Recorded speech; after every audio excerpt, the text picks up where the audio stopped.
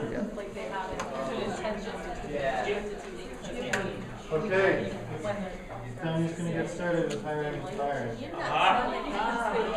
That's why she was trying to fire, so it's like walking. Smile. Is everybody ready? Yep. Okay. Okay, so we're gonna talk about hiring, grievances, and firing, but we're gonna start from evaluation first, which is like important. I think it's one of the, and you're gonna see the order might not work for you at the beginning, but it makes sense. I'm gonna start with a punch and we're gonna end with a punch. I learned that one yesterday. So one of the things that are different, we're gonna talk a lot about what I'd like to compare co-ops with regular businesses, because that's the reason why we all think it would be part of a worker co-op or a hybrid or some kind of collaboration. And let's see who has been fired here ever from a job, okay? And who has like left because they didn't fire the person that you wanted to fire. Didn't know that was an option. Right? That's very usual. Like it's somebody that you think is a really bad worker and you do their job, and so why you guys think that happens? Difference of opinion, different direction. I actually had myself fired from my own company because I had a feeling that my business partners were doing stuff illegally in a mortgage bank. So I purposely had myself fired so I could leave the business. And I'm glad I did because I'm now incarcerated. Wow. Yeah. Somebody else? Maybe like a bad firing procedure, like something that doesn't account for when people aren't performing. Yeah, I mean, for me, it has been a couple of times have been like, I thought I was getting hired to do something, and then, whatever was in my job description wasn't what I was doing, and, like it wasn't a way that I could like, it wasn't any procedure that I could like say, well, this is not what I want to do, this is not what I was supposed to do, or like, so we're going to talk a little bit about evaluation, which I like more call it a peer review. So we can, like co-ops, one of the important parts of co-ops is like everyone can do everything. They might not be able at this point because everybody has a different skills, but if you learn the skills, right, and in a co-op, it's supposed to be a place where you can do that. So peer review is kind of an evaluation, but it's an evaluation that is worker driven, is collectively managed. So I really like it because kind of empowers a person to take direction on what they do. Like usually you can do what you like to do, and you get to do it the best. And some of us get bored when you get to do it really well, and hopefully you can teach it so somebody else can do it, and then you can move to something else. And that's kind of like the way a peer review works. A lot of co-ops have in their worker environment set up peer reviews. They could do it monthly, weekly, yearly, but it's a good procedure. It's a very good, healthy thing because everybody starts in one place, and during the year or during the month or during the week, get to a different place. So it's satisfying to know how well that you got, how much you learned, how much you didn't learn well, or what are the problems. And sometimes with evaluation, you can catch things that instead of getting into like a big issue, you get to those things before it gets there. So it's very important to have in your work day or your work month, think about reviews, think about how you're gonna measure, not just the stuff, how much money you're making, but also how well your workers are doing. Like, are they, happy at work? Are they, happy with each other? Are the clients happy about, how they being treated? So evaluation is important. And if you have a good peer review, you're gonna have a lot of success. And you're gonna have very clear job descriptions, and a lot of accountability will be part of the culture, because then you learn how to share those things, and you learn how to respect yourself and respect others. So evaluation or peer review or whatever you want to call it is very important. Other things that can come out of peer reviews that are important is, okay, you're not just going to make an evaluation or a peer review and then, okay, we did it, that's what Daniel told us to do, let's do it. You have to set up a plan, right? When you do an evaluation, usually you find good things and you want to do a lot more of those, but you're also going to find gaps of things that need to be addressed. So you have to put a plan in place. And sometimes, even with all those things don't work as well. So it would be great if you can get also a grievance procedure. So you can get some kind of procedure where you can figure out how you're going to deal with an issue that is getting bigger and bigger, and then you try to address. Maybe it's the third time you do something, you try to address something, and either you can't figure out, or the person can't figure out, or the company can figure out. So you have to have some sort of last resort, but you don't want to find yourself in that situation without having those documents done, because then you're in that little cup of water already, like drowning yourself, and it's hard to think about it. So it's good that you get grievances procedures on time. So I'm going to show you how they look. Usually I like maps and charts. You're cutting.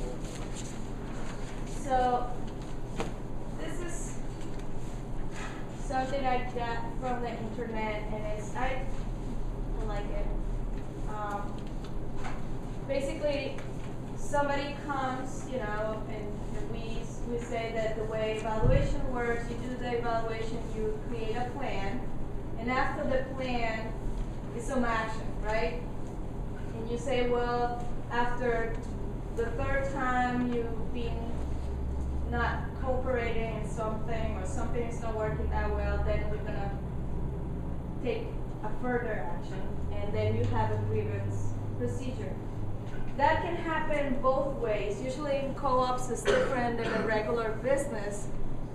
The co-op can put a grievance on you for you not doing something, or that person can put grievance on somebody else or on the co-op if the co-op is doing something bad, or you think the co-op is doing something bad. So I'm going to talk about, for example, a discrimination could be one of the complaints, or harassment. So if you have a chart that is specifically for certain really bad things, it's very important that you think about the possibilities. Know when you're in the situation. Again, it's a very bad idea to not do it before. It's a very bad idea when people are mad.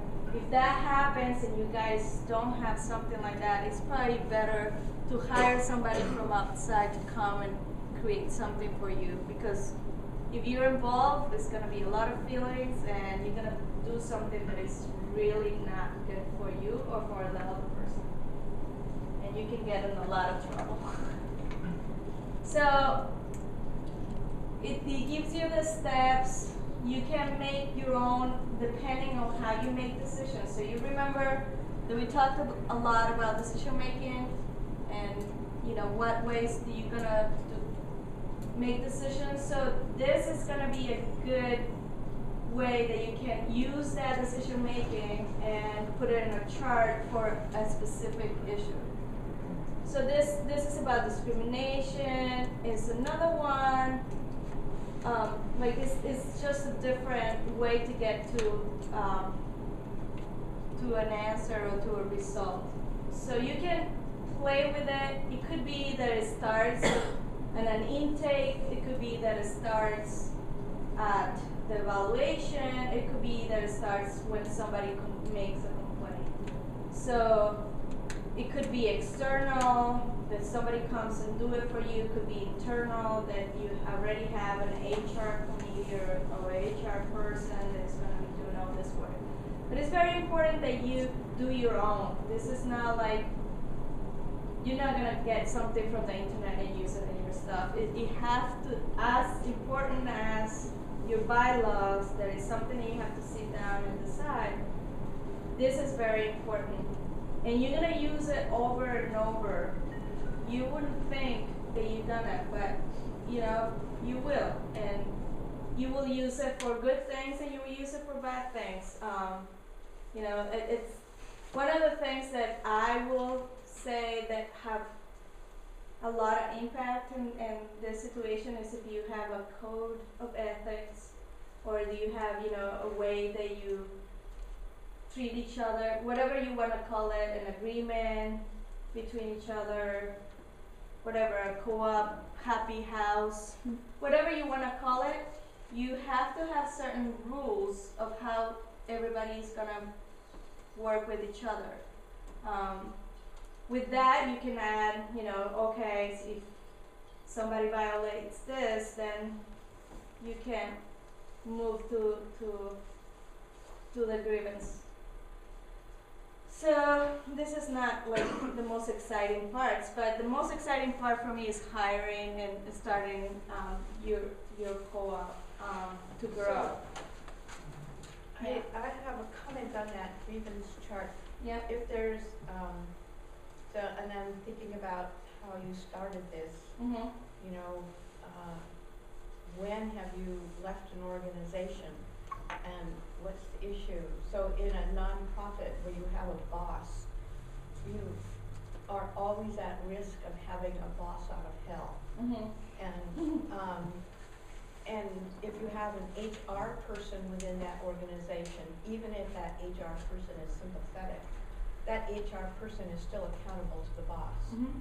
So the idea of having some kind of circular thing, to think really differently about how to set up grievance procedures. More collectively? More collectively, having that peer evaluation, but also, when that breaks down, I don't know, I guess having an outside mediator or something like that. So I always feel like outside mediators can be helpful if the organization is unhealthy.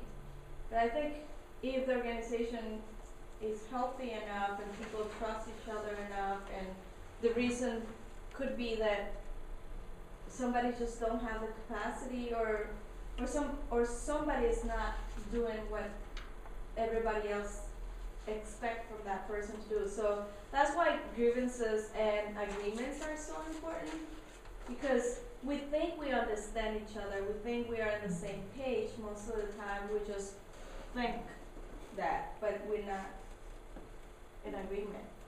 And I think regular feedback can mitigate the possibility that a grievance procedure will fail. I know in Youth Grow we have it's structured that every 2 weeks we have a format we use called Street Talk, but every 2 weeks we break it in small groups. Street talk is so important. And give feedback, and just doing that, even if it seems like nothing has come up, everyone's going really well, this seems like a waste of time, you'll find if you skip it for a long period of time, things fester and people keep things internal and then they become bigger issues. And so I think that's an important reason why what you're saying about peer review is something you just build in consistently even when things are going really good. I think that's a real important, piece of the co-op model of evaluation is to have, you know, everybody's busy and you've got so much stuff to do, but building in that little space where you can do straight talk, I think, I know, it's hard, I think that's an important part. It creates a culture of saying what you think and saying what you feel and work on it, right? Like directly instead of like, oh, I'm gonna go and talk to my boss about you, and you know, it turns into like the big mess of power, right? So I think, yeah, more often you do, could be even shorter, but you know, it just creates a culture of understanding, a culture of accountability. So this is a code of conduct of a co-op, and is what I was saying, like, you know, it doesn't have to be super big or super detailed, but this one is kind of detailed, but it's really good because it talks about how you're gonna work with your customer, with your members, with the employees if they're not members, with the community, with the environment. It's important to put all the stuff that is important for you in your mission and in your vision and how you're gonna work on that.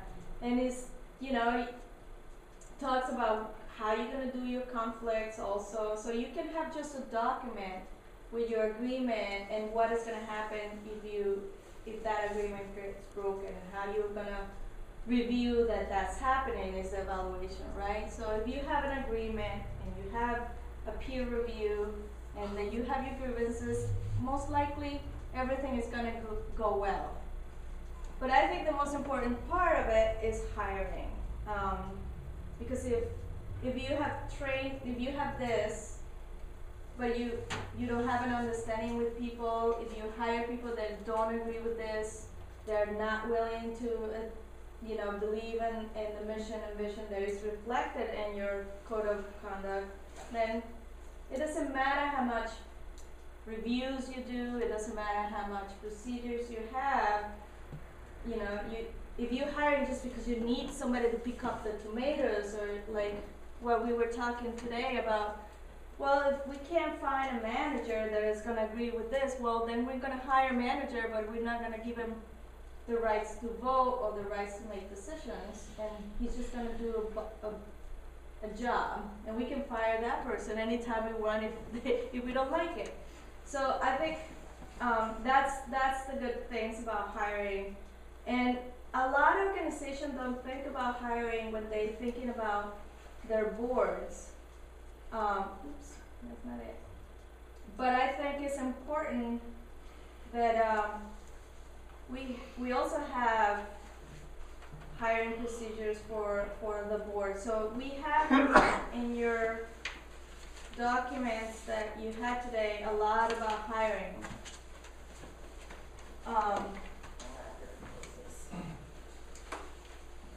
Does everybody have your page on hiring?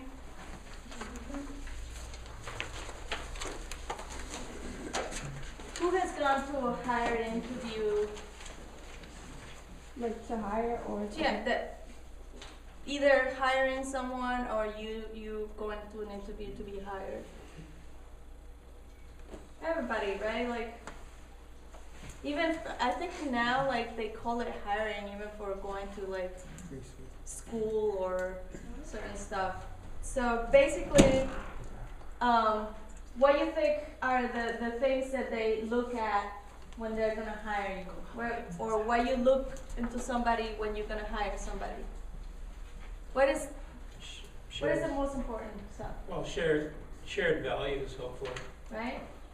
That, your experience, you share values. What is other stuff? Well, it depends on the job. Mm-hmm. Enthusiasm. I think what you're looking for depends a lot on like your co-op and like the role within your co-op. Mm-hmm. There might be factors that you would consider that maybe like you want to hire people from the neighborhood, like having local connections and like local relationships and ties is really important. and it's not necessarily gonna make someone technically more competent, but you really value that. Mm-hmm. So it varies, right? Like it's gonna depend on your co-op what other things are important for you or for the members in the co-op. Usually it's very important if they have experience, but if they don't have, especially in a co-op, if they don't have experience and the co-op decides that they're gonna train people, so it doesn't matter as long as you have a heartbeat, you know, might be a good idea, right? But the problem is that a lot of people do that. That is like, oh, somebody, because in one of the things in the co-op is like, is open to everyone. I mean, one of the 7, what's the name? Principles of a co-op is that the co-op should be open to anyone that wants to join the co-op. So, it's certain things that are important and that you should think about because anyone can come and join your co-op. Maybe somebody that is very corporate minded would say, oh, this is a great idea. You know, I'm gonna use everybody's money to make a company and then I'm gonna take over, right? Who said that not somebody is gonna do that? So you have to have procedures on that. So I put there in hiring what things I think are important for taking into account into hiring. But you can put there whatever your organization, like again, every document that you're gonna do, you're gonna have to go back to your mission and say, is you know, something that goes with my mission or is totally against my mission, right? And tell me, or you told me that for you it's important that it's somebody from the neighborhood, right? For you guys at Soul Charity, what is important for you that you think of a member? Like, what would you like a member looks like? I think we look for people who have a shared vision of finding the co-op workplace important. That's like one of our first questions is like, why would you pick a co-op? Why would you want to work cooperatively? Loving to ride a bike. People skills are big, and I think enthusiasm and excitement for the job are there. Yeah, it seemed like, you know, specific needs too, like, if somebody has, you know, experience or skills in an area, we're like, you know, we need somebody with those skills. That includes me too. We also hire proactively for groups that are marginalized too. We say that on the application. We give preference to certain groups of people. Yeah, so it's important that you put in there, from the beginning when you're hiring someone, to let also the people that are going to apply what is important for you. You know, like not just, a lot of people, I don't know why, they put first the salary. The first thing that they put there is the salary. And for me that's really bad. I mean, I can say that 90% of the times that I apply for a job, that's the least reason why I apply for a job. But obviously, when they put it there as the first thing, that's what is most important for them. So if you want to think differently, and if you want to attract people to think differently, it might be a good idea to put the most important thing for you at the top.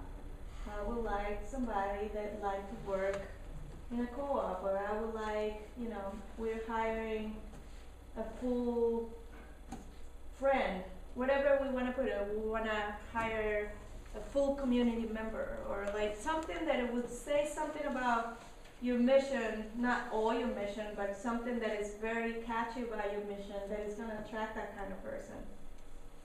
So I think that it makes such a difference if we personalize our hiring process. So we have some exercise that you put in there about that. And I mean, you can think about the hiring and read all the papers. It's just a guide. It's not like you have to do it this way, but it just, with the experiences I have had as going for interviews and being part of co-op and hiring people. I think those things are important for me. But also, you guys have to think about the board. And that's something that is overlooked usually in co-ops. It's like, oh, well, let's just give it to the funders because they know how they did it. And then it happens what you were saying, right? Like, hiring doesn't happen. The same people stay there forever because it's not a procedure to hiring. Like, you have to also go look for those people within your members, right?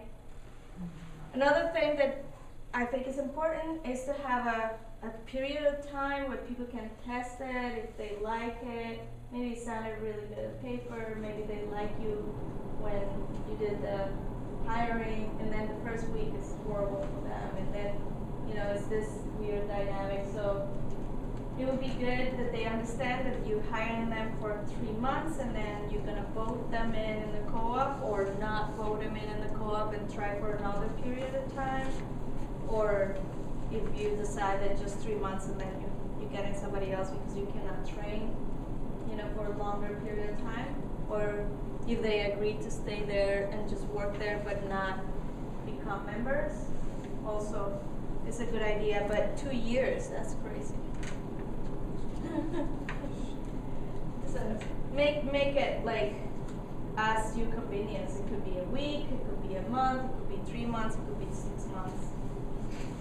It's a lot of differences in the co-op. So let's go to the exercises so we can work in groups a little bit and talk about what we talked today.